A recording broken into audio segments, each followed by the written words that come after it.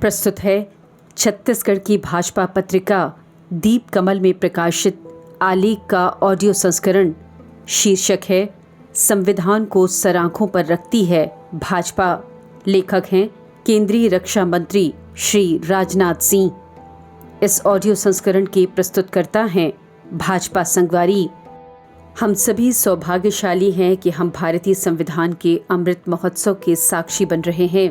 75 वर्ष पहले संविधान सभा द्वारा स्वतंत्र भारत के लिए संविधान निर्माण का महान कार्य संपन्न किया गया था। लगभग 3 वर्षों की जोरदार बहस और विचार विमर्श के परिणाम स्वरूप हमें हमारा संविधान मिला है।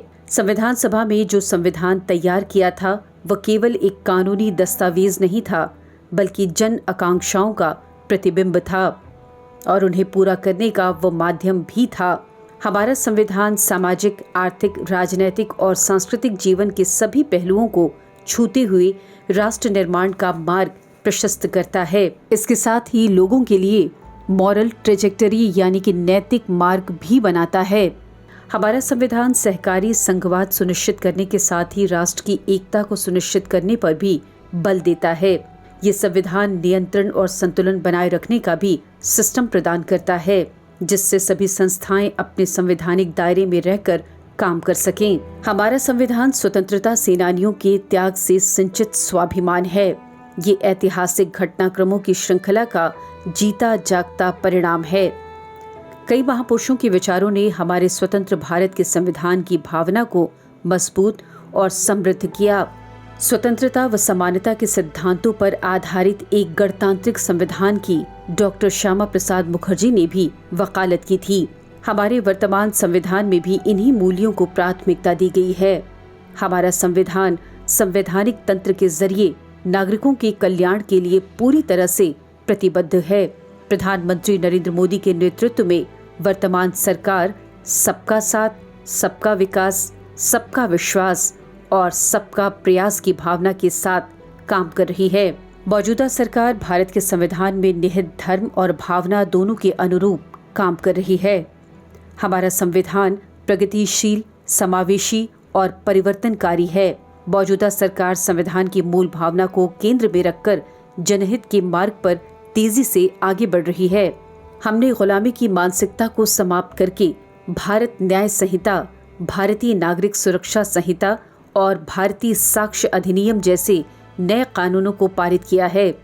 सरकार ने समाज के सभी वर्गों, विशेषकर कमजोर वर्गों के लोगों के समुचित विकास को अपना लक्ष्य बनाया है।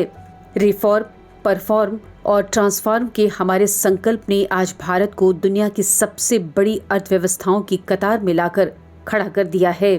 सामाजिक न्याय के संवैधानिक आदेशों के अनुरूप महिला और महिला नेतृत्व विकास को सुनिश्चित करने के लिए हमने नारी शक्ति वंदन अधिनियम पारित किया। इससे राजनीतिक क्षेत्र की महिलाओं का प्रतिनिधित्व बढ़ेगा तथा उनका सशक्तिकरण भी सुनिश्चित होगा। वर्ष 2018 में राष्ट्रीय पिछड़ा आयोग को संवैधानिक दर्जा दिया गया है। आजाद भारत के इतिहास में ये पहली बार हुआ है। आर्थिक रूप से पिछड़े वर्ग को 10% आरक्षण का अवसर प्रदान किया गया। सरकार ने इस संविधान को लेटर एंड स्पिरिट में बाखूबी लागू किया है। मैं इस अवसर पर संविधान के कस्टोडियन और इंटरप्रेटर के रूप में सुप्रीम कोर्ट की भूमिका की भी सराहना करना चाहता हूँ। विपक्ष के कई नेता संविधान की प्रति अपनी जेब में रखकर घूमते हैं, लेकिन भारतीय जनता पार्टी संविधान को सिर माथे पर लगाती है। हमारी प्रतिबद्धता संविधान के प्रति पूरी तरह से साफ है।